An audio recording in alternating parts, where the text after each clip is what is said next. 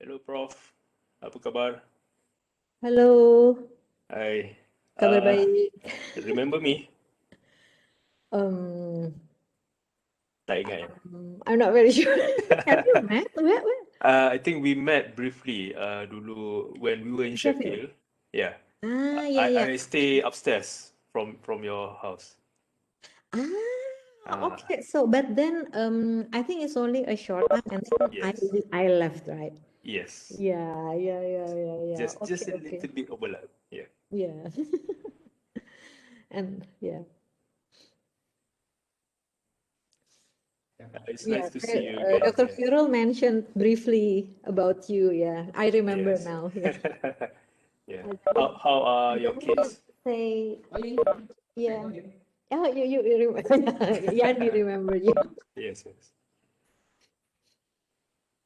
How's your family, Prof? Fine, good. Great, excellent. Hello, Dr. Khairul.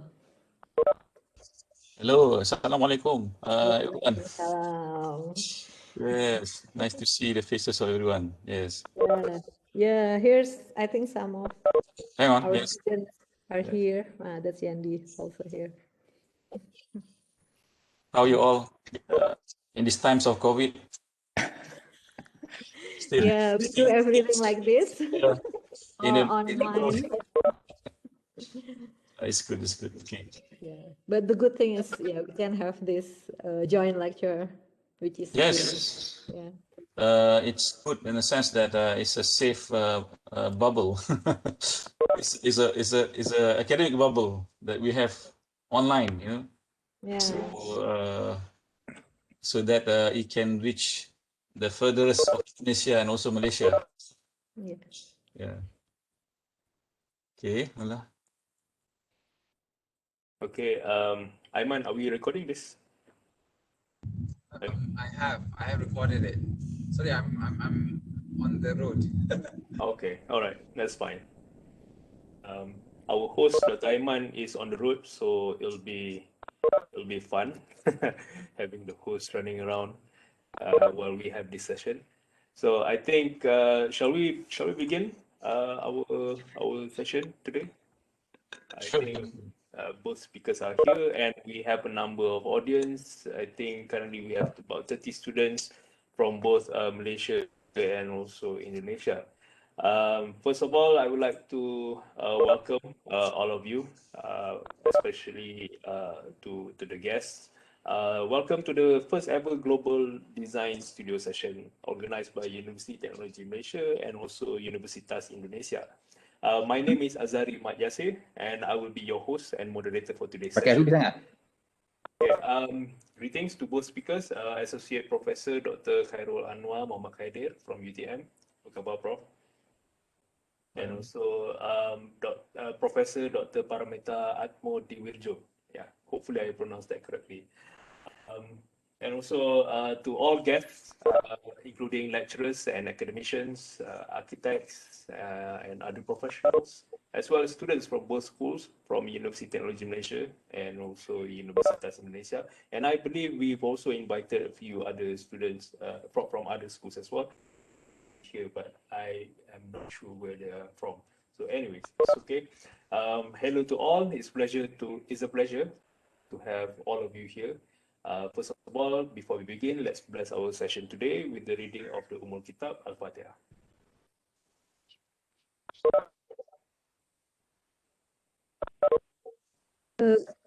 Excuse me, Yes. Dr. Aiman and Dr. Khairul. I think I need to quit for a few minutes because my setting at the moment it's not. I cannot share my screen, so I'll quit 1 minute and I will. It's okay. Sure.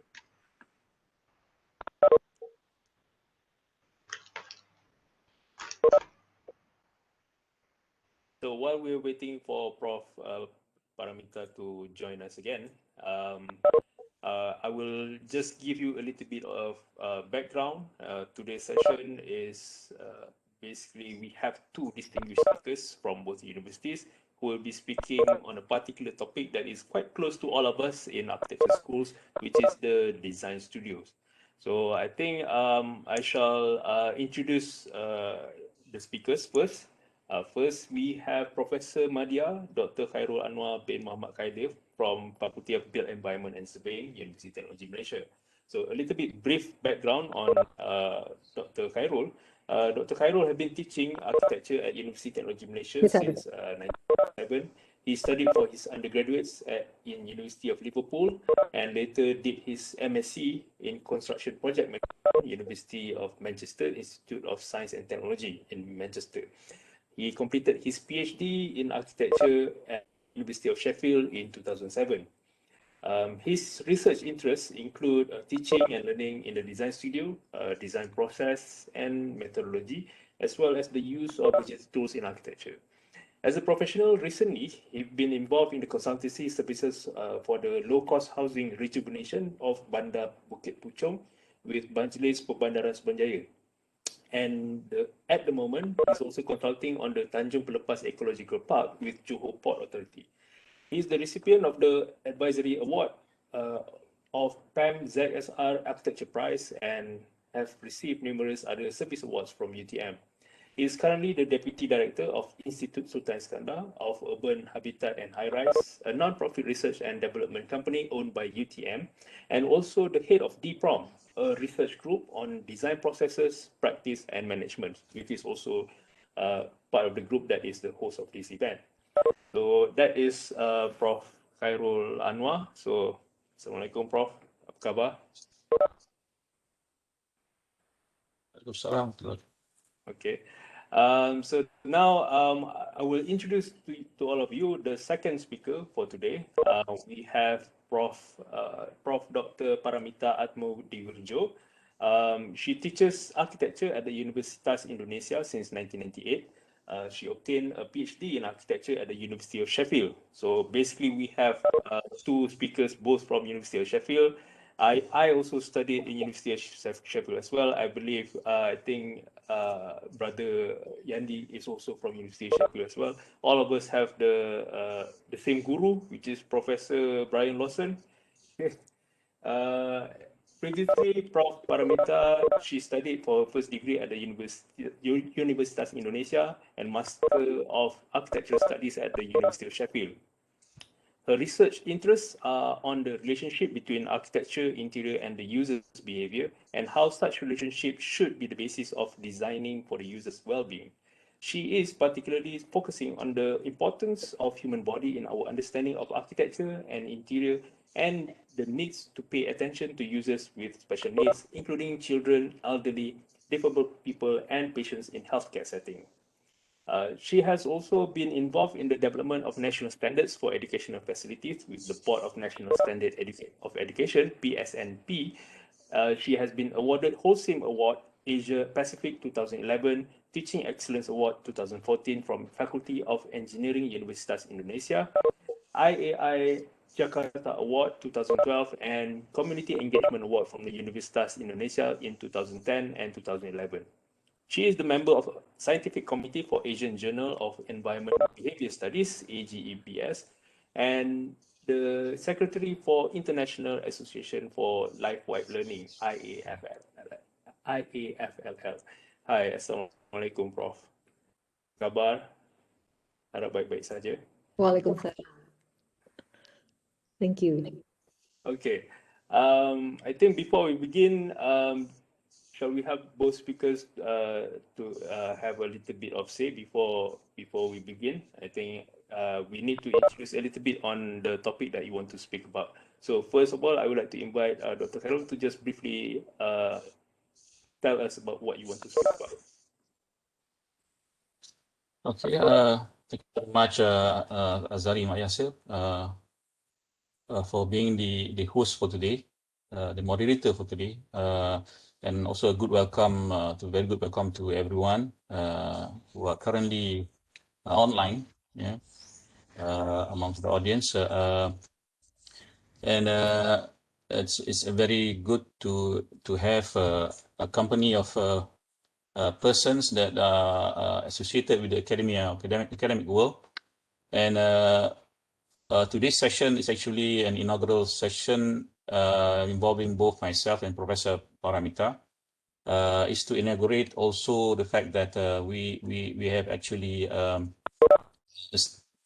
established this networking that we call a Global Design Studio, or GDS, as an initial startup for an academic discourse to be conducted at least between both universities, architectural schools, both universities, between UTM and also Universitas Indonesia. And we hope to actually accommodate further other schools of architecture throughout the world, hopefully, and also in Malaysia and also in Indonesia as well. So with regards today, there is an emphasis on what we call the studio approach, or the design studio approach to disseminate knowledge, to engage in a productive discourse, and to actually educate soon-to-be architects amongst our fraternity, both schools, both universities, and to actually see how far, or to the extent of the potential of the studio in actually inculcating this good crops of architects that will actually benefit the process of nation building. So I think the topic that I will, for one, will be speaking about is some critical aspects and issues pertaining the design studio, and perhaps to actually to see the potentialities, and to uncover issues and conditions regarding education that relates that's related to the design studio. So I think these are some of the basic outline, I think, regarding regarding my talk for today. With that, I think I'll leave it to you, Mr. Host. Thank you, Dr. Khairul, for the brief introduction of the topic that you will be speaking about today. Can I also invite Prof. Paramita to give a little brief on what the topic is about today? Yeah, okay. Thank you. Good afternoon, everyone. First of all, on behalf of all our colleagues at Universitas Indonesia, we are very thank you for the invitation from Dr. Khairul to hand in hand creating this kind of collaboration we call Global Design Studio.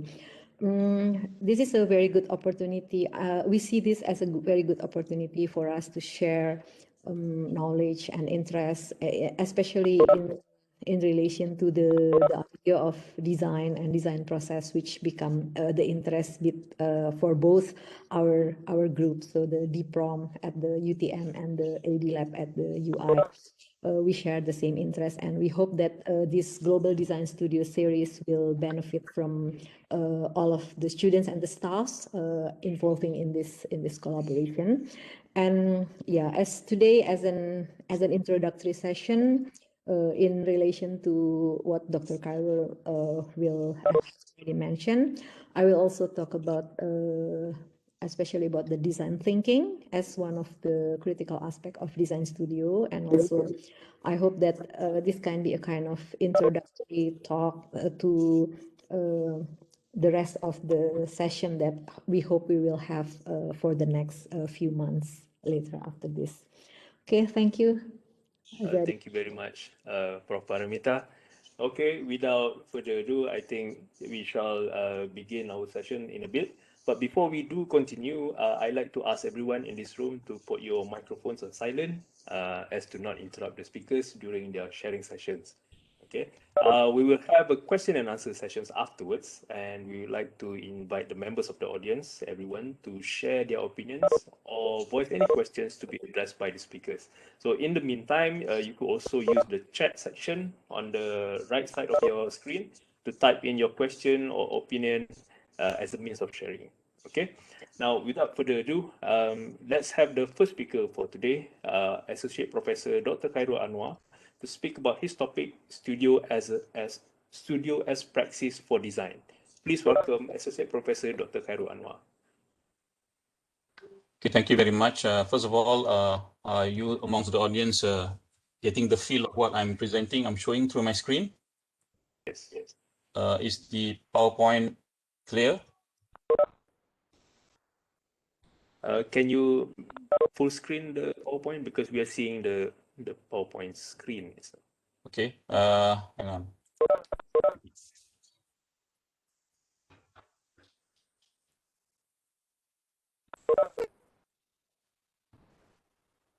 Are you seeing it now?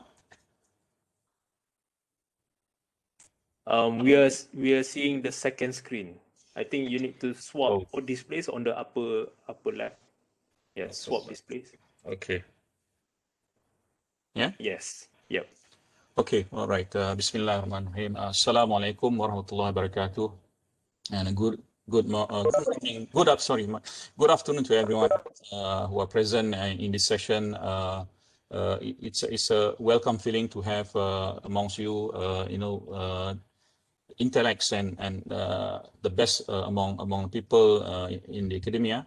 I think with this, I will start that about the design studio and the lecture for today, the talk for today is pertaining to the studio as a praxis for design. And I think forward regarding this, we find that the design studio is a pivotal structure that you inculcate design competency and professional excellence relating to formal informal education. By organizing effective management, application, and reflection of design knowledge and skills and ethics, the studio, in many ways, assists architects in bridging the transformational gap between formal education and the realities of practice, and also between the skills of individuals and also the individuals within the context of collaboration. So the consideration about social cultural needs. And of course, this is very important. The importance of this culture to be within the context of a wider society. And we also have, on that note, as architects, being trained to handle and deal with the financial industrial demands of the nation. And with that, we are then aware of the fact that we are dealing with paradoxes, robustness, and complexities of the real world. It's something that I think it's a huge challenge that faces the practice, the industry, and of course the education system that generates these architects to confront the world with their respective skills, as best as possible. Okay. And it's also expected the fact that generations upon generations of architects are to produce creative and innovative solutions. I think these are the noble aims of the design studio within the context of education. But actually, the contribution, the impact is actually beyond the studio, the four corners of the four walls of the studio.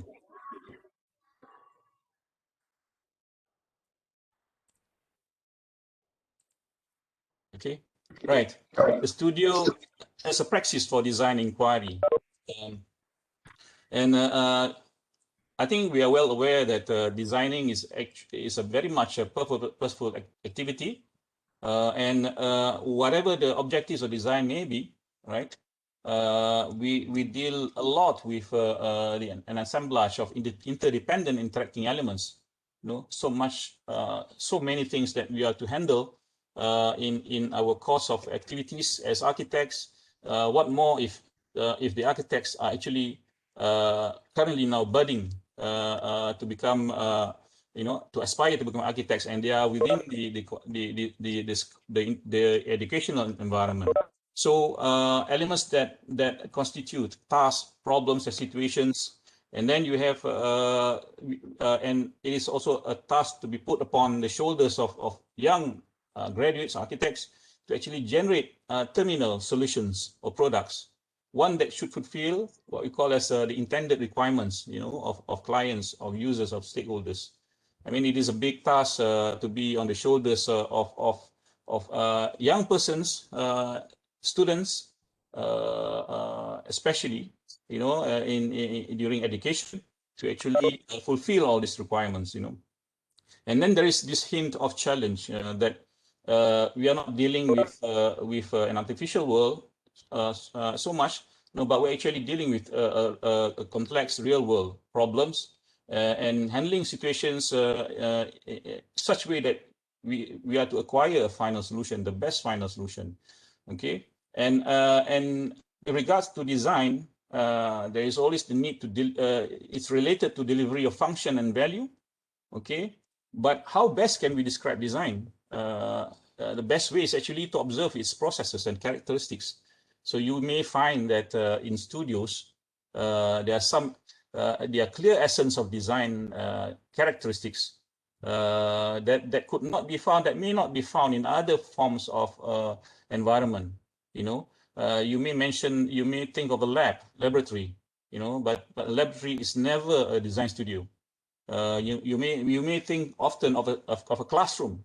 Can we inculcate design characteristics, design processes, design abilities within the classroom environment? That is a big question mark. So therefore, we consider studio as a form of a praxis, where we act out, we practice design as a discipline. All right. So this is some way we try to connect design studio as a form of praxis. A form of practice, right? Next, we move on. By the way, the image that I'm showing to you now is actually the design of Free University building in Berlin. It was actually designed by Candelis, Josic, Woods, and Shildam in 1963. They were actually part of a Team X or Team 10, a breakaway team of modernists from breaking away from hardcore modernists like Corbusier, right? So they are constantly finding new ways to actually design, and you have them a kind of a montage or a kind of a 3D cutaway images that has been used to actually articulate the design of this university, through the competition that they have actually participated. Okay. Right. Now, learning about design means that we have to learn through the idiosyncrasies of the design world, right? And the design studio is what we call as an archetypical cradle of learning, where learning interspersed with research and also practice, right? You will find all three elements in the design studio and at such an early stage. Okay, so this is something that we cannot deny that is happening. So one may be in the first year studio, but actually the beginnings of research and practices are actually being inculcated at such an early age. Okay, and it provides a fitting ecosystem whereby you can have design thinking being developed and skills as well, and its application in such environment. So you could call a studio an ecosystem that provides for this. How it provides for this, I think we require a specific session to actually discuss on the characteristics of studio as an ecosystem. But it does serve the idiosyncrasies of the design world. And if you have heard of Donald Sean has actually characterized studio as an environment where you pick up the languages of doing, the languages of reflecting. So Donald Sean is famous for the reflection in action concept, where doing and reflecting, they intersperse, they synergize with each other. And what it does, it provides valuable insights into the intelligent activities of design. Yes, we may read through the fact that design is actually intelligent form of activity. It's got its own knowledge. It's and to a certain extent that we may have heard of what Nigel Cross has called the design process of knowing. Okay, right? Studio is an active setting for educating of designers in this kind of practice, i.e., the reflective kind of practice. Okay, no other educational settings provide for this, and I think this qualifies studios as one of the premier areas or subject matter or environment to actually be explored because of the specific situations and conditions it provides for in terms of design learning, right? Okay.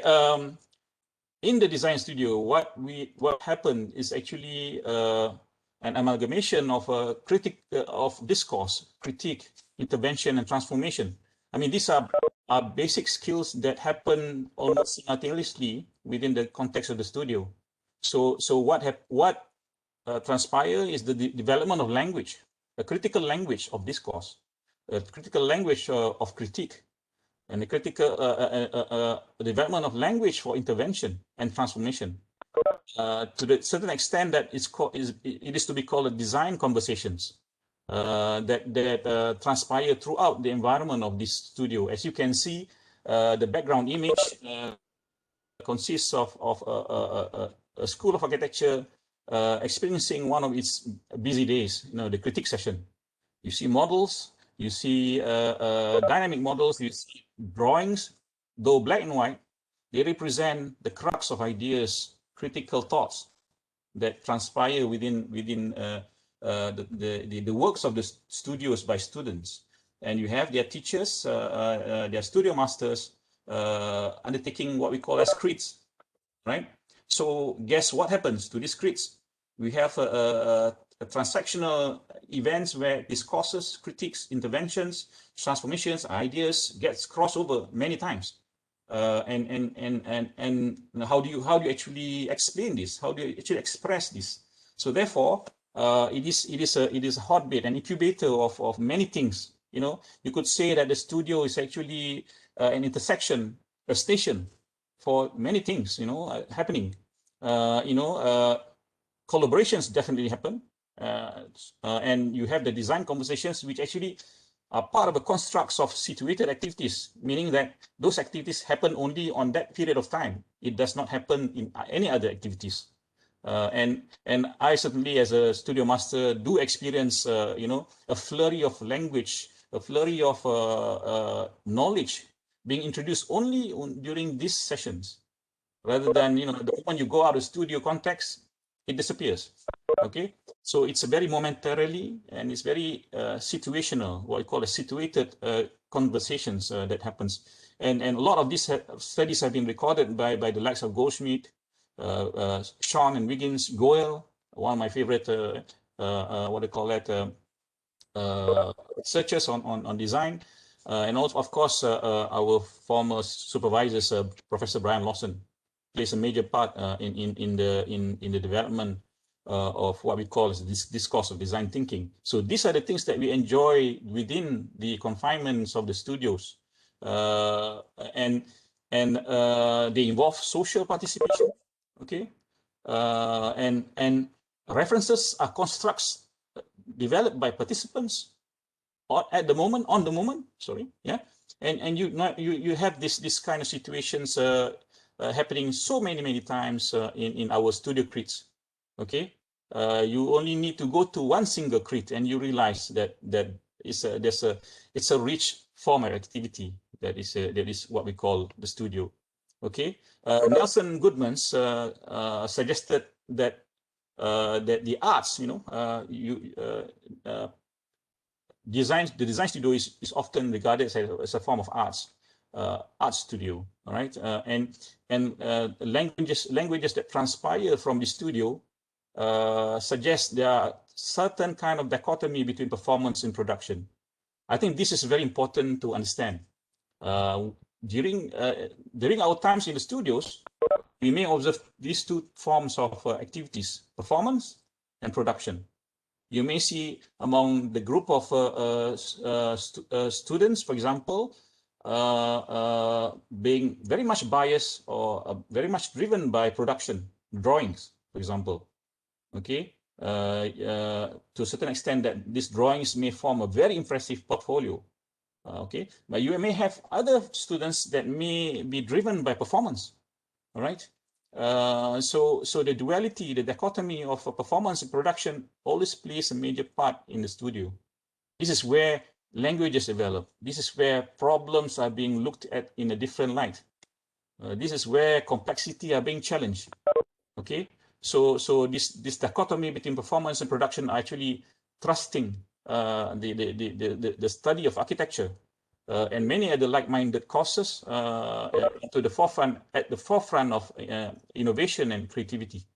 Okay, you have layer upon layer of dialogues and dialectics, an exchange of knowledge. Okay, we have millions of transmittal of solutions, and the discourses generated. I mean, there's so many things. It's not enough to actually cover the amount of things that transpire during, say, a 2-hour session of studio tutorials.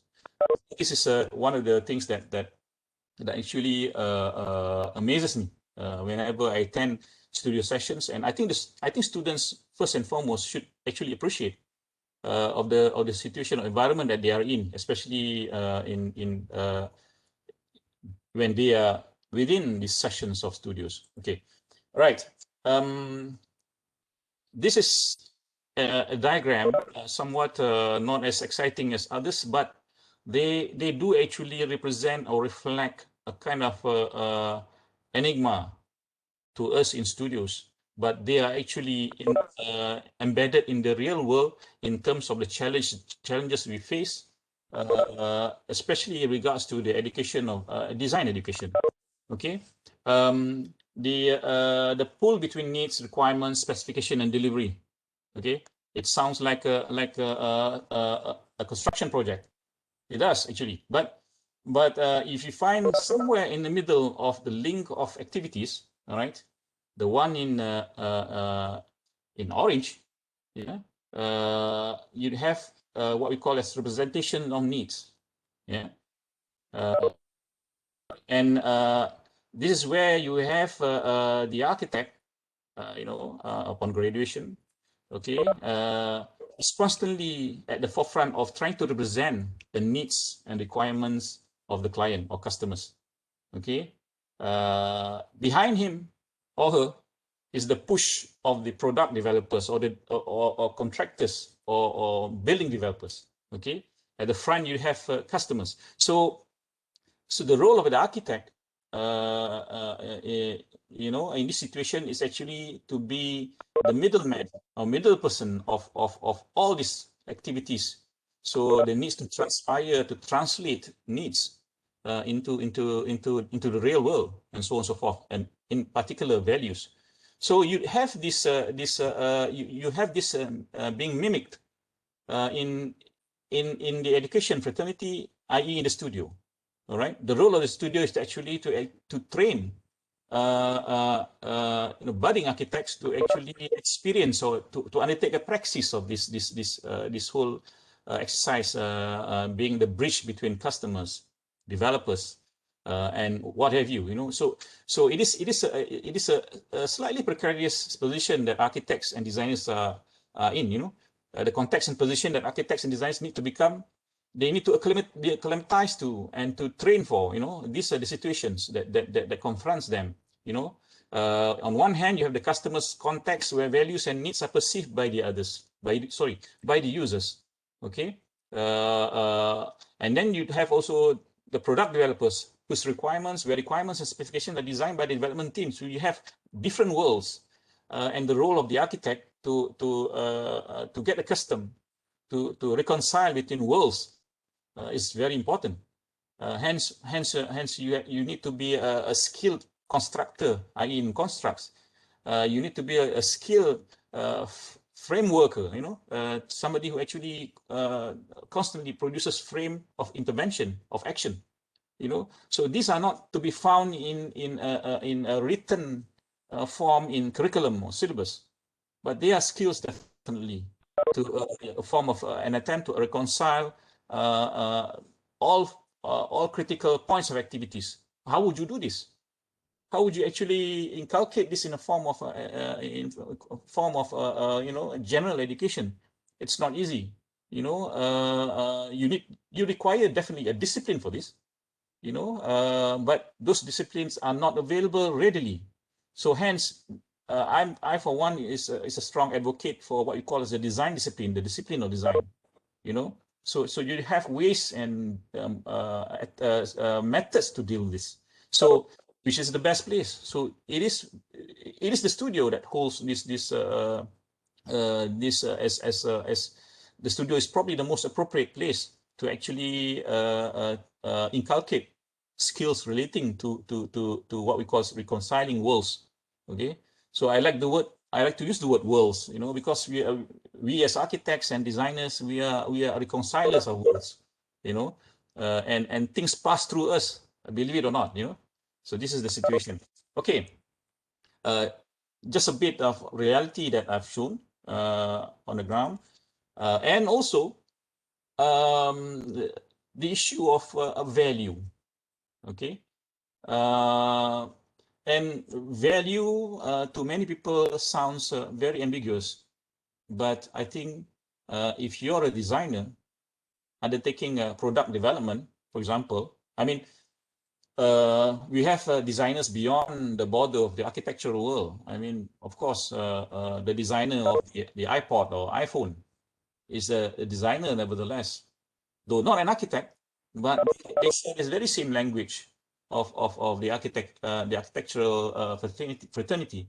Okay, so all will deal with the idea of values. So it is something that we should learn from other designers apart from the architectural world. Okay, the idea of MVP is actually taken from product design, which is directly translated as minimum viable product. Although there are arguments that it could be minimum desirable products or main value proof.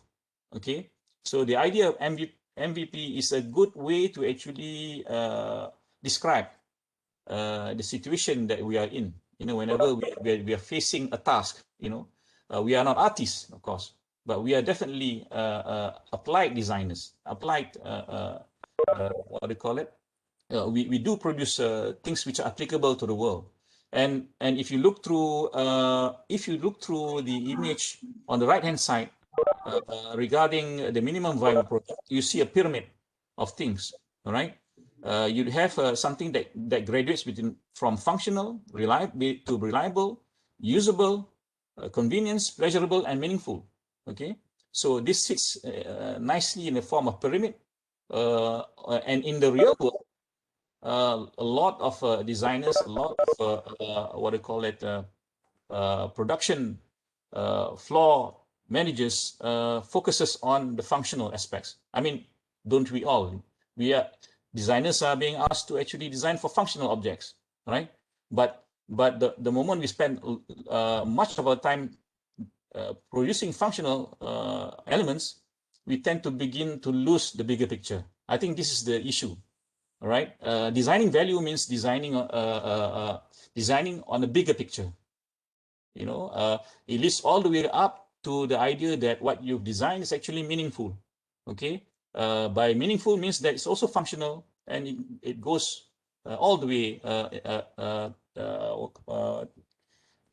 going through all the steps, you know, of product development. We could say that the building is actually part of a product development. So if you were to actually look at the image on the left hand side, there's some advice as how to build a minimum product. You know, if you are designing a car, well, there's a tendency that a car is being designed sequentially. From a tire become two tires with a fuselage, and then you develop the door and the overall covering of the car, you know, and so on and so forth. But that seems not to be the best way to deal with it. So we then focuses on the idea of wheels. You know, we have a manual wheel, you know, a bicycle, and then the bicycle that is being moved by a set of you know, mechanisms that drive it off in the form of engines. It becomes a motorcycle, and then it becomes a car. So this is not a good idea to design and focus on products. We may be working on 4 different products at the same time. So that's what will be the best minimum viable product. So this is something that is being discussed quite a lot in the production, in product design, though not necessarily in the architectural world. So it's about value. How do you actually move graduatingly from function, pure function, to value? And I think this is one of the elements that we need to inculcate within the education architecture. How do we actually finally arrive to the value that makes and creates the impact that we want them to be? Okay, so it is about value development. It is about testing hypotheses and so on and so forth, right? Okay. Now the skills that is being. Excuse me, Prof. Yes. Yeah, we're a bit Press for short on time. Yeah. Okay. All right. Thank you. How much time do I have? Just a bit. 5 minutes. Okay. Right. Yes. Okay. I quickly go through it, and you'd have skills regarding the ability to differentiate. Okay. In front of you, some images conjured from observed work of Peter Eisenman. Okay, Eisenman is the master of differentiating grids and structures. Okay, it is one of the best ways to actually move and transform something. The ability to actually differentiate structures and to recognize differences in patterns, relationship, and moves. I think this is very important. And a person who cannot differentiate between objects and products and situations and relationships and patterns, I think will not go anywhere. Okay, the basis of transformation is actually being able to differentiate conditions and situation and to excel to a better and to pivot and leverage to a better position. Okay, also the fact that studio is very essential for the act of probing, reasoning about the world. Okay, this is where the word architectonic comes from, the art of making system out of aggregate of knowledge. So knowledge is being probed and reasoned, and the studio presents an excellent position to actually to experience, for students to experience this. Also the tutors experience as well. So the basis of this is the symbolic system, which also founds further grounding in computation. Okay. Right, quickly moving on to the modeling of the world. Okay, and yeah, we find models of the world, modeling, something that is part of our life as within the architectural fraternity or design fraternity. Okay, but it's actually modeling is actually about constructing structure for anticipation. Okay, this is how we learn. So by modeling, we learn. So these anticipatory structures are learning structures. So the models produced by architecture students, by architects, are actually probing models for learning, models for testing assumptions and hypotheses. Okay, we put our input in there and output, our feedback, so all this comes well together as a kind of a probe, and this is seems to be very useful, especially when we are undertaking very complex projects as architects in the world. Okay, and finally, okay, this image does not run away from me easily. It is part of a school designed by Hermann Hertzberger. All right, a very simple collage of things happening pertaining kids enjoying and having fun. How Hermann Hertzberger has designed this playful piece of architectural artifacts, I mean, is bewildering, this prescribes exactly what is mentioned as an impact upon delivery. So the moment you deliver the product that has been designed, or architecture has been designed, it comes through as a performance. So so the best way to appreciate architecture or any form of design is actually to enjoy the performance. So this is not easily tangible. It's not easily put into words, but it has to be felt. It has to be experienced. So this is where the role of the architects in training, the studio presents a good way to actually inculcate the fact that what you are producing is going to be impactful upon delivery to everyone in this world. right from the stakeholders, the client, all the way to basically humanity. All right. So it's a performance that needs to be engendered within the studio education. That's something beyond words, you know. Okay, even I couldn't actually translate it easily, you know. So with that, I think just basically just a basic outline of kind of a conditions or prescriptions that is required that the studio enjoins upon, you know. So I think with that, Azari, I end my presentation for the moment. Thank you very much. Thank you very much, Associate Professor Dr. Khairul Anwar, for that sharing session. It certainly opens up a lot of questions. It's quite challenging to our normal understanding of the design studio. It also reframes our understanding of the design studio, certainly. Many of us, I believe we are familiar about the design studio, either as students, as designers, or even as teachers. However, not many of us actually understand what is going on, and to explain it to other people is even more challenging. It adds up to the confusion. Yes. Anyway, to move on, I believe a lot of you might have questions for Dr. Khairul, but I ask you to keep it,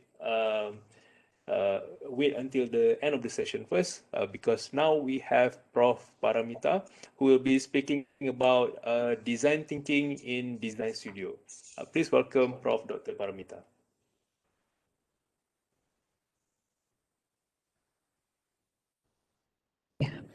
Yeah, thank you. Thank you, Azari. Thank you for Dr. Khairul for your presentation. Yeah, I think my presentation will continue from what Dr. Khairul has elaborated on the design process in the studio, but I will focus more on the idea of thinking as the core of the design process. Let me share my screen.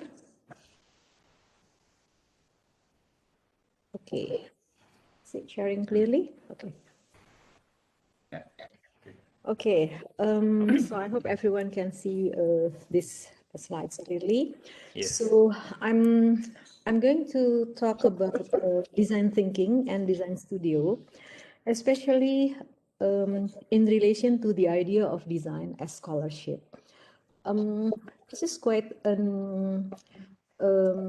an interesting issue to discuss because in many ways design is often considered as a manual skill or a practical skill, so that we talk about design as something that is related to the real world practice, and it becomes a question about how we can see design as a scholarship. But actually, the idea of looking into design as scholarship is not entirely new. So some people think that, oh yeah, it's only recently that we start thinking of the design as scholarship, and we start to think about what is actually the idea of the design thinking in the process. But if we go back to a text, so I just bring the text from Vitruvius. Maybe many of you know Vitruvius in the Handbook of Architecture through his 3 magic words of Firmitas, Venustas, Utilitas, which is talk about aesthetic, function, and structure. But I'm more interested in the statement of Vitruvius in his book, in which he discussed about the debate between manual skill and scholarship. Vitruvius clearly said that architects who have aimed at acquiring manual skill without scholarship have never been able to reach a position of authority to correspond to their pains. While on the other hand, those who relied upon only theories and scholarship were obviously hunting the shadow, not the substance. So I think this quite reflect clearly the debate between whether I think the debate between academia, which thinks that designing is a part of academic work with lots of theory and so on, and the practice world, which is often considered the design work as just a manual skill. So it deals with the drafting, the drawing, creating models and so on, which is really on the technical side of the architecture. But then Vitruvius made it clearly that those who have a thorough knowledge of both, like men armed at all points, have the sooner attained their object and carried authority with them. So I think this statement clearly remind all of us that we cannot just depend on one side only. So we cannot just depend on the scholarship only the theory, but we cannot depend on the manual skills only, because that is one of the by joining up these two sides, the scholarship and the manual skill, as Vitruvius said here, the architects will obtain authority. By authority, it means that there will be an opportunity for architects with both skills to have ability to persuade others, to negotiate, and of course to create the world to be a better place through the approach of the design.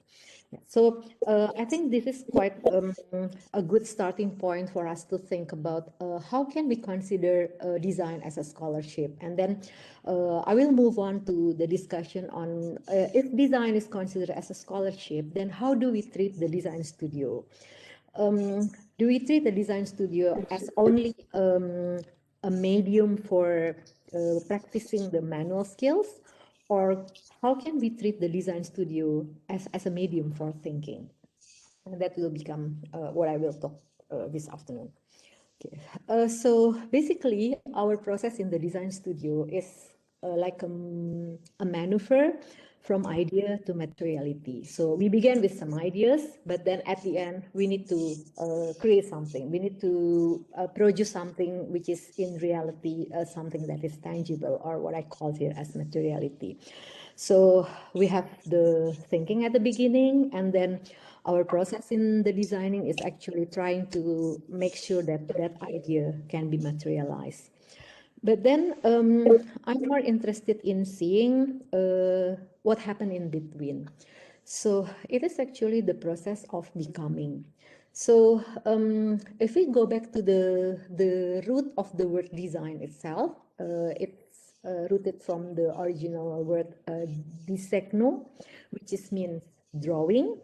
But the idea of drawing here is not the line drawings or the manual drawing that we do, not just as a technicality, but drawing out the ideas. So it's really the process of transforming the idea into something that is tangible and something that could be understood by others. And I believe that what happened in the design studio, the process that we have in the design studio should celebrate this process of becoming. But then it is somehow not easy, because how do we measure this kind of the process of becoming? For the academic, maybe it's the task is how do we set the design activities in the studio so that it becomes it can be considered as the process of becoming. So yeah, let me give some illustration about yeah, I think this is quite what I call here the traditional way of doing the design studio. Many of the design studio in many architecture schools, I believe also some happen in Malaysia and Indonesia as well. We start from the idea, which is named as thinking or the concept. So many of the tasks in the design studio always begin with the concept. What is the concept that you have, which is representing the thinking at the beginning of the process. And then it ends up with the process of materiality, which is often represented as the process of making. And here is, we always see at the end of the process in the studio, there are lots of drawings, models, and then the students also need to be explain about the technological aspect of their work. Sometimes they do the simulation, they do the digital modeling and so on, which a lot of making activities, which is aimed at the materialization of the idea.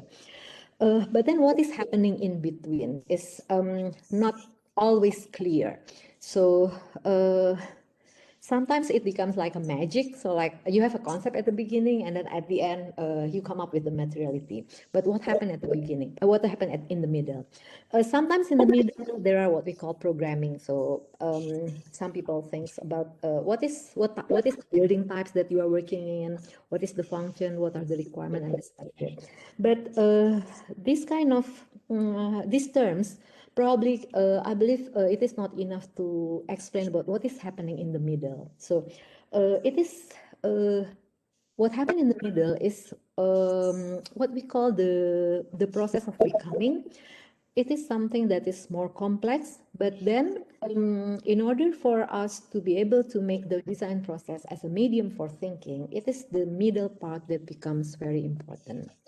So I would like to propose an idea of how we can see the process of becoming in the design studio as a process of thinking. So what I think is important to promote in the design studio is how the thinking, or what we call the design thinking, could happen throughout the process. So not just at the beginning, so it's like thinking at the beginning and then making at the end, like my illustration before, but how the thinking can happen throughout the process.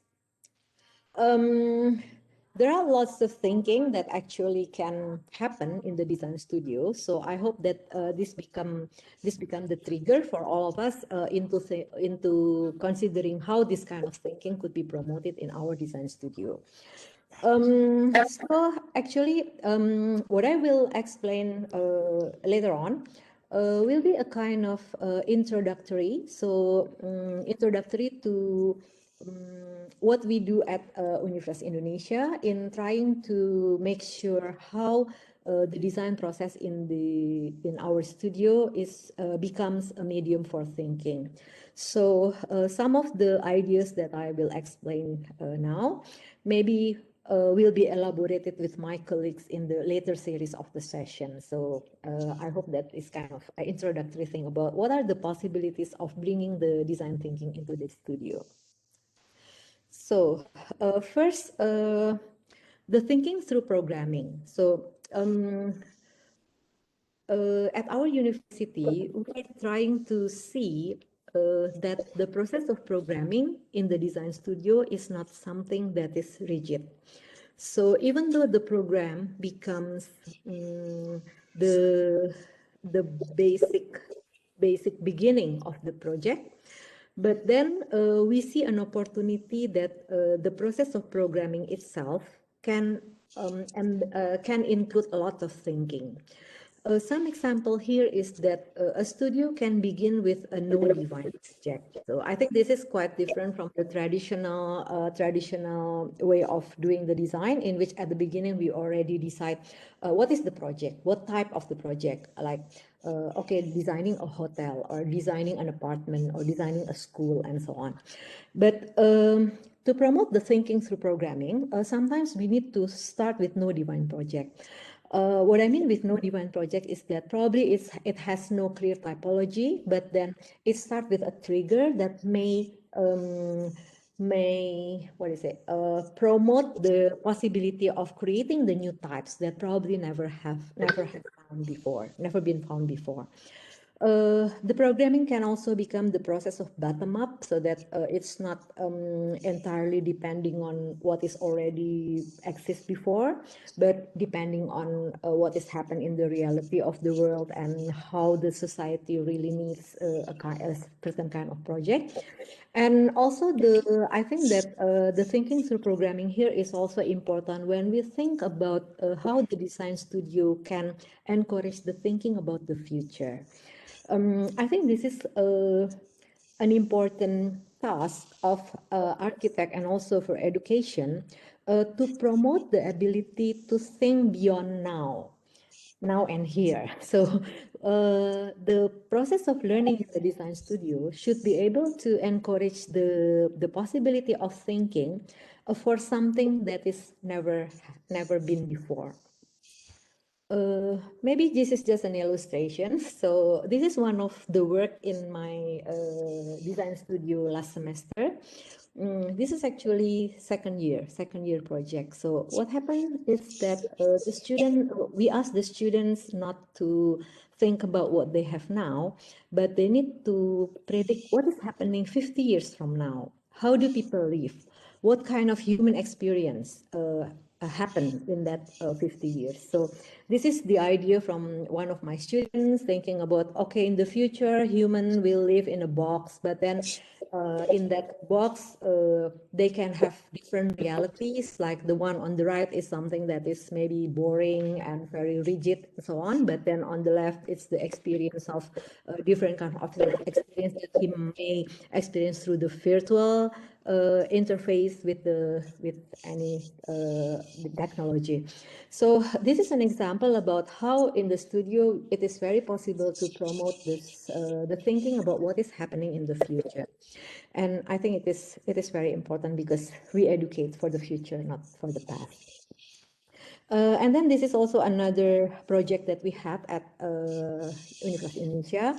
I think one of my colleagues will explain about this in the later session. But briefly, I would like to say that this is an approach in our third year studio in which we promote the use of big data as a basis of programming.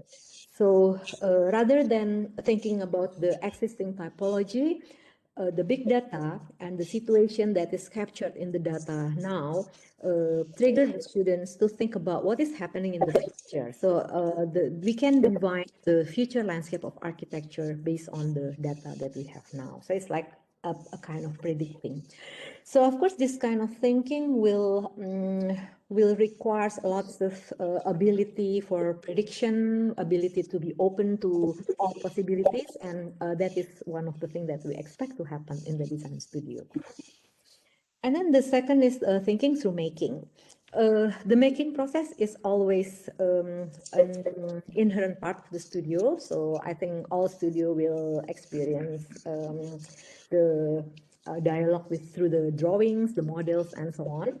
But what I talk about thinking through making here is more than just the act of making. So not just the act of physical making, but how the process of physical making include the thinking throughout the process. So when student making a model, perhaps it is not the making of the model as the objective, but it is the tectonic ideas that is explored here. Or perhaps when students create something with the digital, it's not just about digital drafting, not just about how to create the model with a SketchUp or AutoCAD or whatever it is, but what is the process of digital making that can give added value to the design rather than manual drafting? And then probably we do not only make the material, but probably what we are making is the narrative, the spatial narrative. And maybe it is not about the creation of the structure and structure and construction, but maybe it is the performance that becomes more important. So these are some of the key ideas that describe how the thinking making could happen. This is just some examples of, again, some of the work from our studios at UI. I hope maybe we have another opportunity to talk more about these kinds of projects. But this is the first year project in which the students create a kind of three-dimensional space consisting of various elements, and then thinking about how the experience could happen within this installation. So you can see that there is a process, the delicate process of creating like hundreds or maybe thousands of these cubes. But then along the process, the students learn about what is the impact of these elements into the experience of the space. Yeah, and then this is also one of the exhibition that we had this is from our second year, in which we explore the idea of tectonic ideas. Again, I hope that maybe in one of the sessions we may elaborate on this one. So creating lots of models, and it's just not about creation, but as you can see, the diagrams on the panel reflect what is the thinking behind the making of the model. And then the digital making, this is actually the ongoing project of our studio. This is a studio by Professor Yandi and Dr. Kristanti on the third year students, third year student in which they explore the digital making process. And not only in the studio, so some of our making process is also happen on the field. So this is the image of Professor Yandi with some of his students going to the location of the earthquake, going on the location we just got struck by the earthquake in 2018. And from there, we developed the idea of creating what we call Sekolah Indonesia Cepat Tanggap, the fast response post-disaster school, which was won the Future Art Green Leadership Award in 2019. Yeah, it also involves the students. So this is also another example about how the thinking through making could happen, because it is not just the students go to the field and just do the field work, but of course along the process there are lots of learning that could happen. And then the last one is thinking through reflecting. I think Dr. Khairul has touched upon Donald Sean ideas about how designing is actually a process of reflection. So I believe that to make sure that the process of becoming as a part of the design studio should happen through reflecting. So after doing everything, after making everything, then reflection is the key, because that is the process in which we can learn. What is the lesson that we can learn? And then we can think further, like, what if I didn't do this? What if I chose the other thing? What if my decision is applied in another context, or other what ifs? This is like thinking about what is possible next. So this is kind of important thinking. And then, the performativity and experiential, these are some of the key terms that I think reflect on what is actually happening when we do the reflecting. So I hope this is quite summarizing about the possibility of making the studio as a medium for thinking through a lot of different process. So as you can see here, it's not just a single process, but it's a complex process. But if we can promote the thinking through all these kinds of activities, then we can make sure that the process of designing is not just manual skill, but it encourages the scholarship of the design. So this is just a comparison from what I call a traditional way of designing studio on the top, and the one that has emphasized on the process of becoming. So maybe it's just the same way of same stage of programming or making, but the difference is that probably the top is only emphasized on the materiality, in which the thinking is only at the beginning, while the bottom one promotes the process of thinking throughout the process. And in this way, as a comparison, I think we need to move from the top one, which is separate the idea and the materiality, with the process at the bottom, in which by promoting thinking throughout the process, then the process of ideas and materiality become integrated and cannot be separated. I believe this is the direction that we need to have for our design studio, not only in the academic, but also in the practice. And then I will end with a question, which I hope will trigger further discussion today. So how to promote design thinking for the future of our design education? I would like to emphasize our here, because I think as Indonesia and Malaysia, as two of the Southeast Asian countries, we have lots of uniqueness, we have lots of culture, we have lots of local values that we want to promote in our design studio. So probably it is also interesting to further discuss about how the design thinking that I have already discussed before can be promoted for the future of the design education, that can really emphasize what we have as the local values that we have.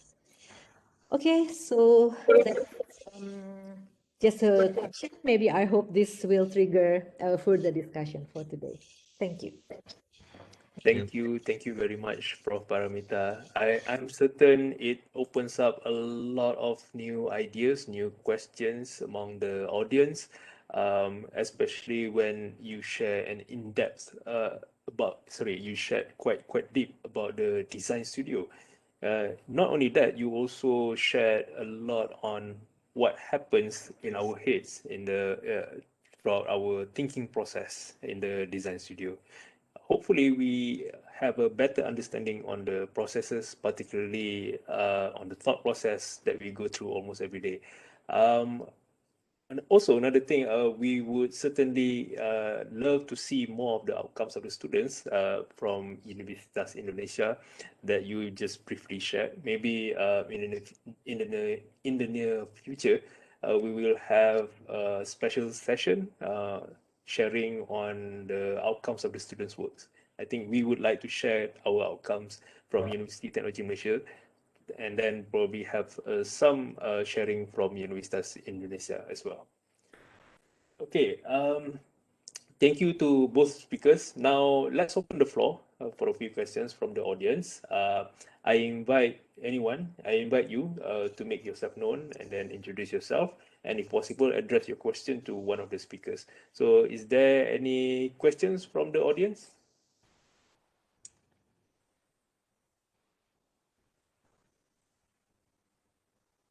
From the chat section, we have one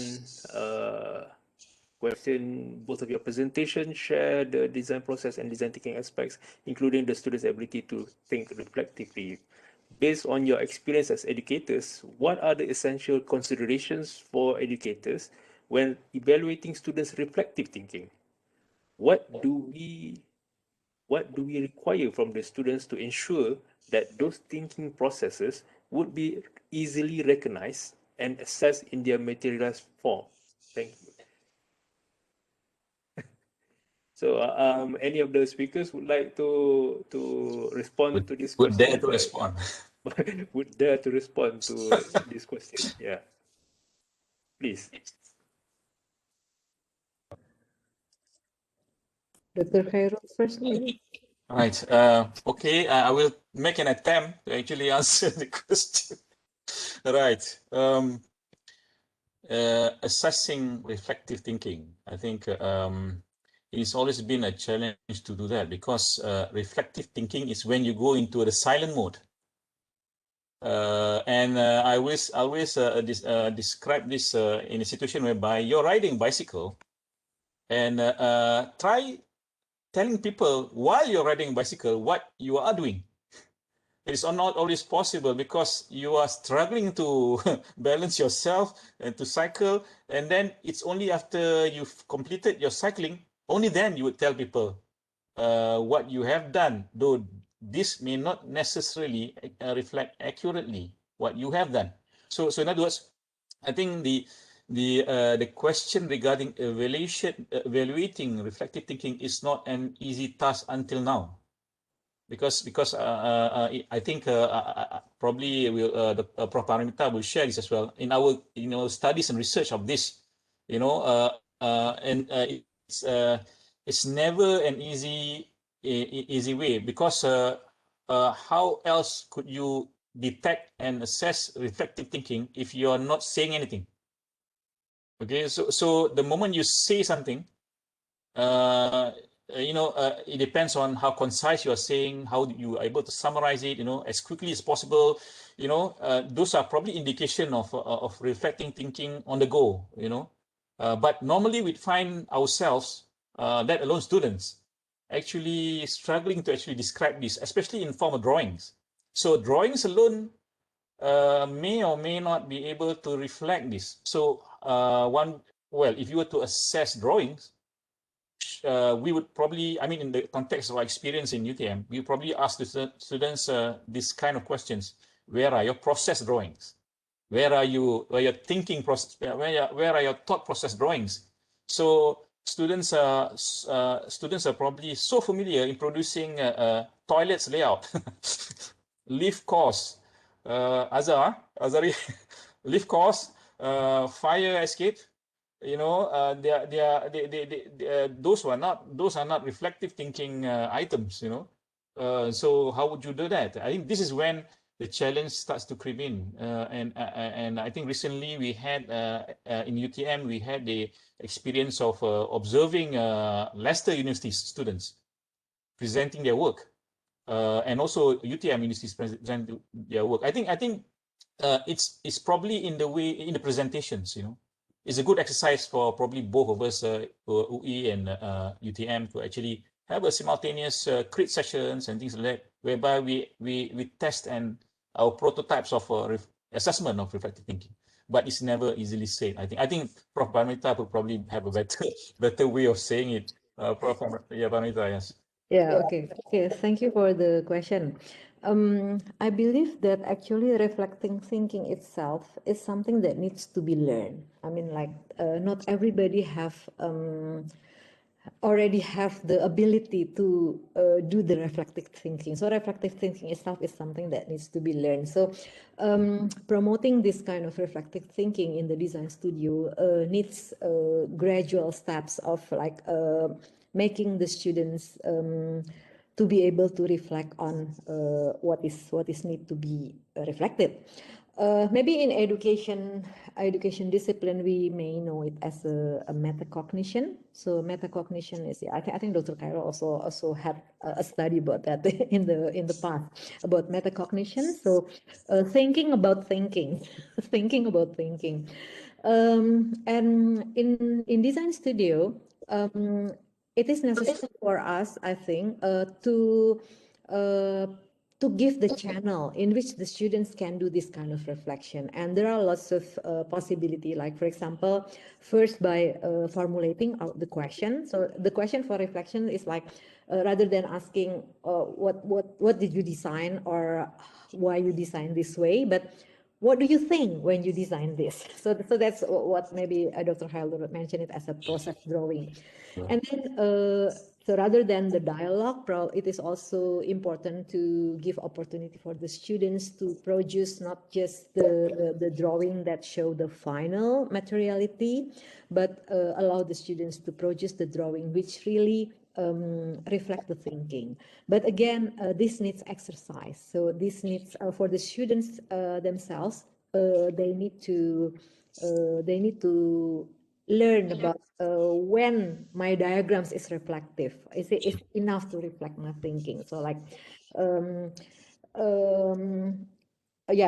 are lots of different ways, but I think the dialogue here is the key. The dialogue. So that's why I think all of the design studio always have tutorial session. I have never heard the design studio without tutorial session, because it is during this tutorial session that this kind of reflective thinking is happening.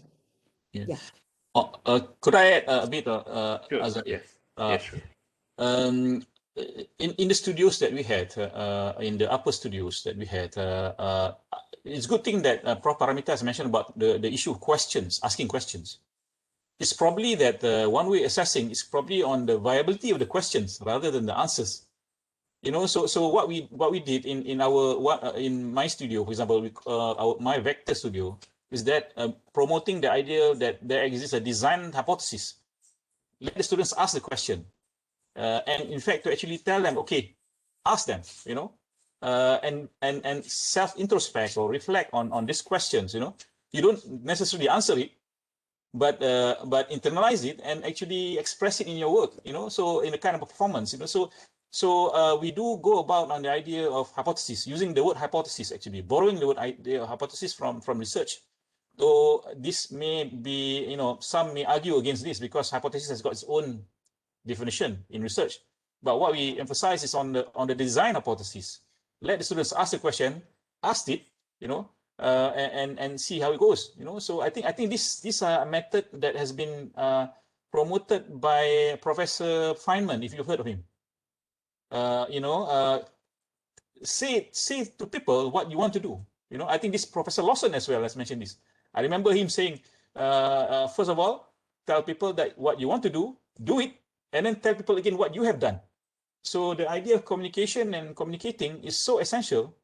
The fact that when you voice out what you are intending to do, is alone already a demarcation of what is going to be done. You know, so I think it is a powerful statement.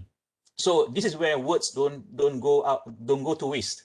Our words, otherwise the words of students and architects and educators alike, they become just words. You know, tons of papers that form the brief that doesn't churn out anything that is productive to a certain extent in the worst case scenario.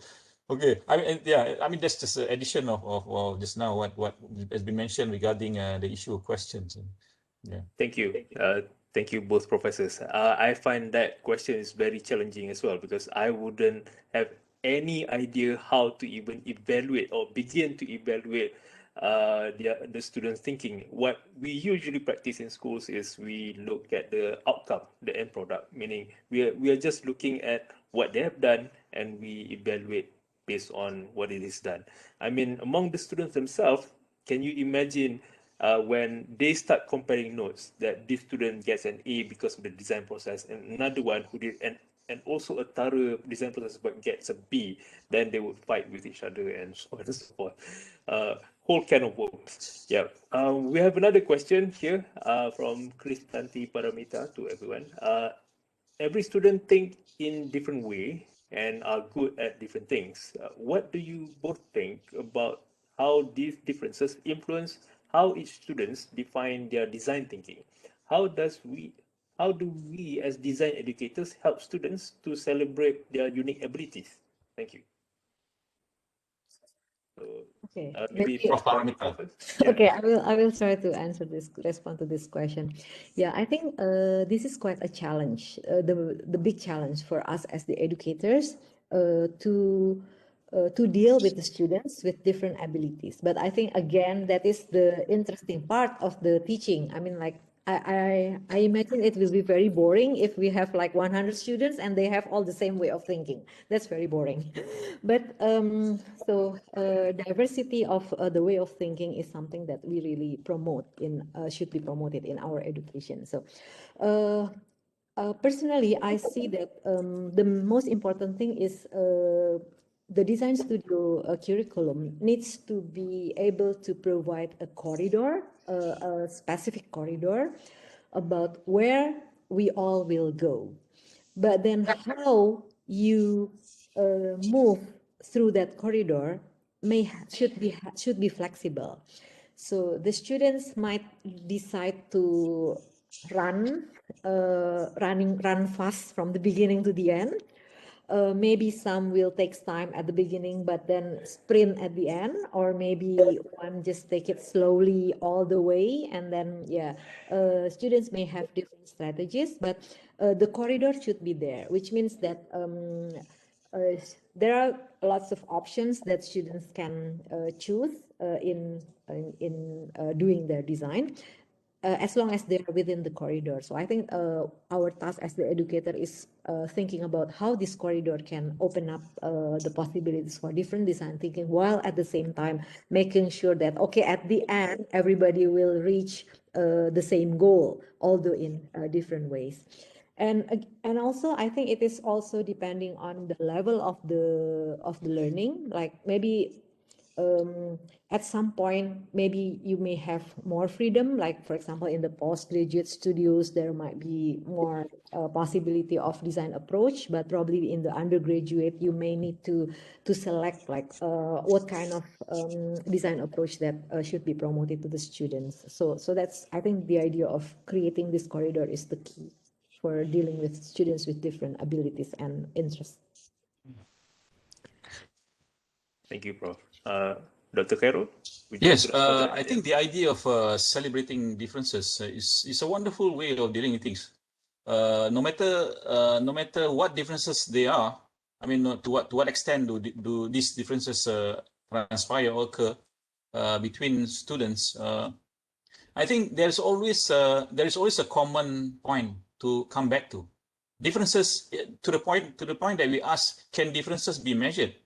If we say that differences can be measured, I think that is the point whereby we have it. You know, so we may say, for example, excellence comes from the degree of differentiation that happens. You know, so So it may be about time that the students who have actually explored the furthest, beyond what they call the Star Trek. You have this. I think Azari will have the motto of the movie Star Trek. Yeah, the furthest universe or something like that. I'm not a boffin of Star Trek, but the further you go, that is counted as a kind of a measure of excellence from the base point. Okay, so if only we have a kind of a measurement to differentiation, or where the students differentiate, that will be a starting point. The problem is that we face is the fact that the current education system, from top down, I think Malaysia also we experience this, tends to actually be overridingly organizational, bureaucracy. So the curriculum tends to be read in a kind of a bureaucratic way, so it impinges upon this ability for students to actually, to express and explore, but are actually bounded by marks and grades and things like that. So I think so it has to work both ways in this situation. Measuring and celebrating diversity, differences has to be there. Otherwise, like Prof. Paramita was saying, it becomes a very boring and very mundane task every day. To actually assess students based on a set checklist of things. So I think those are I think in agreement on our part. We celebrate, we appreciate differences. Yeah, I think that's Yes. it. Yeah. Thank you, Dr. Khairul. I think speaking about Star Trek, to boldly go where no one has gone before, Yes, we have that's the one. we Yeah. have a question that is a little bit futuristic, trying to think about the future. Yes. One last question, hopefully. How can future architectural students be able to adapt to global issues such as food security and multidisciplinary fields such as chemical, biology, robotics, engineering, artificial intelligence, etc.? Maybe Dr. Khairul? Okay. All right. So this is a Star Trek question, yeah? To go where no one has gone before. Yeah. All right.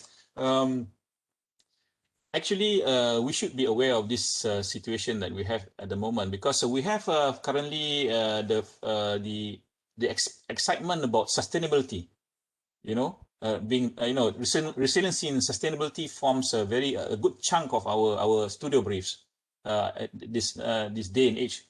I think this is a very good development. Okay, with that, we venture into an area whereby you have so many disciplines are involved. The word multidiscipline is but one word of the offshoot of discipline. So you have transdisciplinary, you have interdisciplinary, intradisciplinary, and so on and so forth. So I think with that, there's no stopping us to actually venture across discipline. So we may say that we may put the questions like this. How would architectural fraternity or architectural education transplant itself to another world? Another discipline crosses. So you'd have lots of collaboration, joint ventures, and things like that. So the room for crossing the boundaries is always there. And I think we've heard of so many times of many of our graduates, or even among ourselves, so-called change profession from being architects to say an AI expert on things, or on biological, So there's no boundary or barrier to actually to do that. The issue here is probably how would the architectural education adapts and adopts to this. I think we all are in agreement that architectural education has to maintain a certain level of flexibility to be able to allow this, to be able to allow architects, basically architecture students, to actually venture in a more transdisciplinary way. Perhaps the word disciplinary might be of a caution for us to use. Probably the word transdisciplinary would be good. Multidisciplinary has been used often, even in the Architects Act in Malaysia. The word multidisciplinary is in place in the regulations. So yeah, the professional practice is allowing this. to happen in terms of what do you call it, company setup. So there's no harm in that. So it's probably due to resistance maybe within the architectural schools or the university, the education system, and so on and so forth. So that could be a challenge in itself in that matter. So yeah, I mean, adapting it is actually a very exciting thing to venture about. You know, probably there will be a proper course adaptation to other disciplines. You know, within our subjects in the curriculum. Okay, I think with that, maybe Prof. Paramita could extend. Yeah. Yeah. I think in dealing with the possibilities of the future, which we often cannot predict, like for example, this pandemic, like who can imagine before last year, that we will go through this kind of change of the life and so on. So I think the main task of the education here is that first, make sure that everybody, all the students, have the ability to think. So again, thinking is the key. So rather than the ability to solve the problem, which is maybe will be irrelevant when the situation changes. But if you already master the thinking, then no matter what problems in front of you, you should be able to tackle that. Not only that you can solve it by yourself, but you know the resource, or you know who to collaborate with. I think that is also important, because the more complex situation, our future will require the multidisciplinary thinking. So making sure that thinking becomes the main goal of the process. I think that's very important. So for all the students who attend this lecture, make sure that to understand, we don't try to teach you how to solve the problem, but we try to teach you how to think. That is most important. And then the second one is the ability for working as a part of the team, which is, I think it's important. It is possible for us to promote this ability in the architecture school first, like working together with others and trying to understand the strength and the weakness in others, and then that will be the basis for the students to move on as a graduates and in the future career, to work with the other people from other disciplines. Yeah, I think I agree that architecture discipline is very much can no longer become it's in its own bubble. It has to open up with lots of possibilities, because many of the issues in the real world cannot be left to architects alone. On the other hand, I also see that the collaboration with other disciplines can give us lots of ideas as well. Like maybe we don't think about that before, but then because we talk, I think I have this experience because a few years ago we start this kind of collaboration with the medical discipline, with the health discipline. So some of our works in our research cluster deals with how the design can contribute to the health and well-being of the people, and we collaborate with doctors, nurses, and lots of also the health engineering people, and we learn a lot of things. And then from that collaboration, we can come back to our design with the more the fresh ideas about what new design approach and everything else. Yeah, maybe I hope we will have some opportunity in one of the session to talk about this collaboration with the health discipline that we did in our research group. Okay. Okay, thank you, Prof.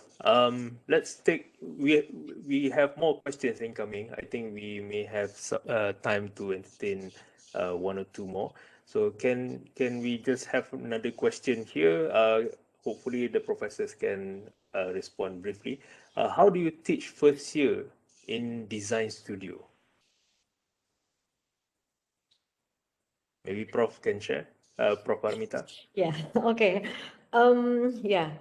I had quite some experience in teaching the first year design studio, and I think that is one of the very interesting tasks for me, because like you meet with the fresh mind, starting to think about architecture. And I think what is the most important in teaching the first year is it is not about what kind of knowledge that you should deliver, or what kind of skill that should be mastered. But it is the first moment in which the students need to feel excitement about learning architecture. So, so whatever it is that you teach, whatever skills, whatever knowledge, whatever project given to the students, that should be something makes the students think, oh wow, this is learning architecture is really fun and I want to learn more. So the trigger for wanting to learn more becomes very important for the first year. Not just the studio, but also all the other lectures. I teach Introduction to Architecture with Professor Yandi, and Professor Yandi is teaching about how cool the design is. So I think that's just one of the things. Because once students have already interest in learning about architecture, then they can learn about anything. They can learn, yeah, to the place where no one has been there before.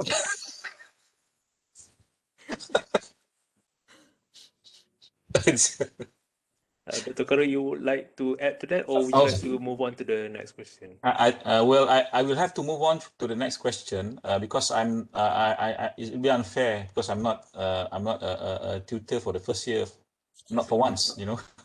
It will be an unfair situation. Yeah, I think I'll pass the question. Okay, moving on to the next question. I learned that speculating is important part of the design process. Based on your experience, how to encourage the student to further speculate as part of design thinking? Dr. Khairul? Yeah. This is to respect to the question by R. Suryanti, yeah, Suryantini. By all means, go to the extreme, go all the way. Once upon speculation, any one of you should actually go and fulfill those speculations in your design, rather than leaving it as words in and text. You know, because you'll never know where do these speculations take you. So you keep, I mean, speculating means that you go a step further, would be probing and testing and simulating, prototyping. You know, just a step ahead would be this kind of actions. Okay, if one were to stay just speculating, I think this from my experience of probably decades in studios, I know there's plenty of students who do this often, speculating. I mean, they're boundless numbers, you know, who speculates. You know, the students do this often. It's just that where do you take that? To what extent? You know, I think go ahead, go pursue further. You know, beyond the boundary, and perhaps test it, validate it. You know, we are now going into a kind of a research and inquiry kind of type of world. You know. If you were to say that it's a form of research and inquiry, people might say, "Oh, it's boring," you know, that kind of stuff, you know. But if you were to this is the reality, because next to speculation is testing. So I think students are encouraged, in particular, to test all the way, you know, to push all the way the idea of speculations, you know, or ideas of speculations that come about. So it's probably the question is, how do you encourage this? You know, because the moment the student might speculate until, say, for example, a third of the week, and then they start to produce concrete drawings, you know, material drawings, Professor Paramita. You know, they start to produce production drawings. This is where often speculation stops, exploration stops, and experiential aspects get stunted. You know, the students becoming production designers, producing drawings. You know, so it's probably a question of how you should actually encourage them in drawings, in production, in speculation. You know, if we as tutors or studio masters or the education, you know, the education fraternity, you know, if we keep asking them, insisting that they produce a specific set of drawings, you know, specific instructions, that will probably the day where you find speculation ends and die, you know.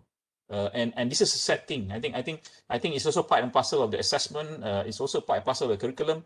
So again, you see a top-down kind of approach in need of doing a self-reflection on how you actually deal with this. It's probably with us. I might say that, you know, it's probably more with us as lecturers and as part of the organizer of these programs, you know, more than the students themselves. So I think encouragement will definitely be a bonus. Will definitely be of interest, you know, of how we deal with this. And I think students are not at fault, you know, at the moment. But if I were amongst them, I would say, look, go all the way, and enjoy yourself, you know, in doing that. You know? Yep. Okay, thank you. I think we are nearing the end of our session. I think we take one more question addressed to Prof. Paramita from Zafira Rahmatul. How does the knowledge constructed during the design thinking process in studio bring a benefit beyond the studio itself? And how do you think it will change the professional practice?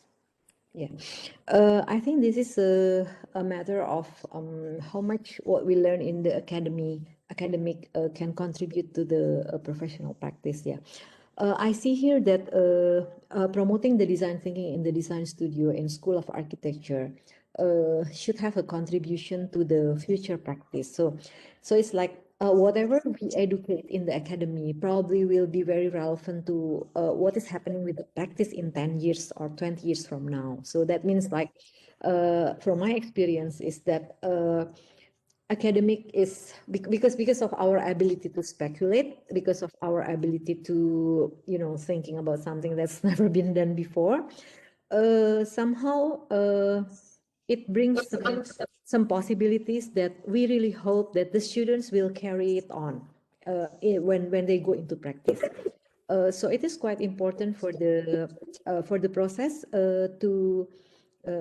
But many of the students thinks like, yeah, I learned a lot in the school, but then when I go to practice, they do it in a different way. Maybe that's like that now, but we are not teaching for the now.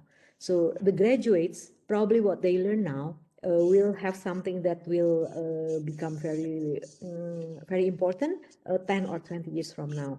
We are looking into how can we teach for the future. So not just for now, but for the future. So I think that is one of the contribution from the design thinking process in the studio to the practice.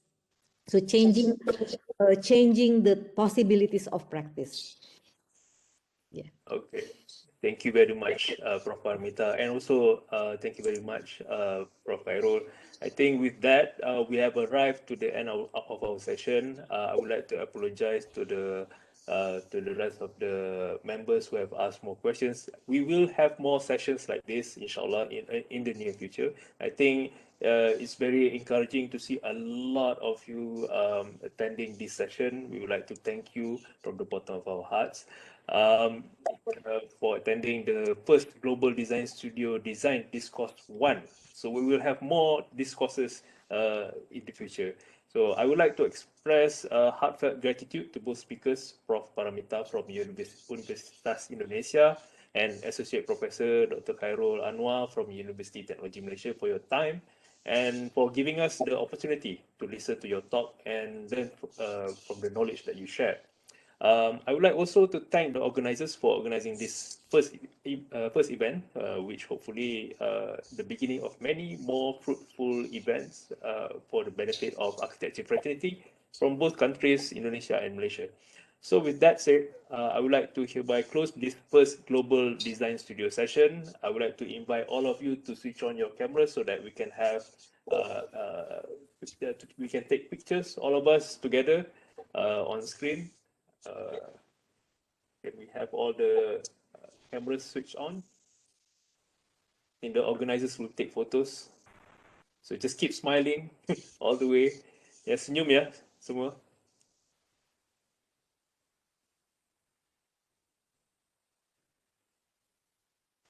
Okay, silakan. Yeah, I think Dr. Aiman, I think you can start taking pictures. Yeah. Oh, nampak Yes, ramai ya. I'm just snapping a lot of them. So it's not just names. Now there are faces and people behind those names. Yes. Yes. Okay. Thank you. Okay, let's take a picture. Right. Smile. Say COVID. Hold on. I have to take because there's too many of you, so I have to separate Okay, just screenshots. smiling. There's Thank a you lot very coming much, in. everyone. So Yeah, thank you very much hold on. for attending, for listening. Hopefully, all of you have benefited, whether big or small, from this session. Inshallah, we'll be organizing more of this kind of talk in the future within our schools so that we can both benefit. I think one of the more important, more interesting things to come is that we're going to share a session where we can observe or look at the outcome of the students' works from both schools. So that would be very exciting to learn from each other. Yeah. So, okay, Dr. Aiman, are we okay? All right, Hopefully good, we got, fantastic. Thanks, okay. everyone. Thank you. So again, I would like to hereby close the first Global Design Studio session. Thank you very much. I would like to apologize for any shortcomings on behalf of the organizers, and hopefully we will try to do better in the future. So before you leave, don't forget to fill up the attendance form in the chat section. Thank you very much. Thank you all. Assalamualaikum warahmatullahi wabarakatuh.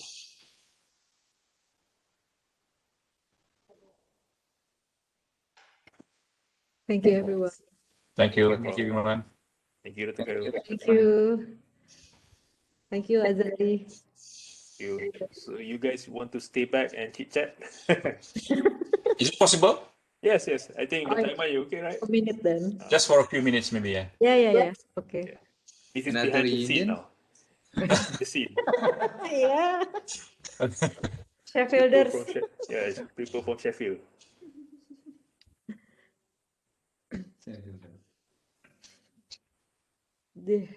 Here we have 6 South Sheffield graduates. 6 ex Sheffield, yeah.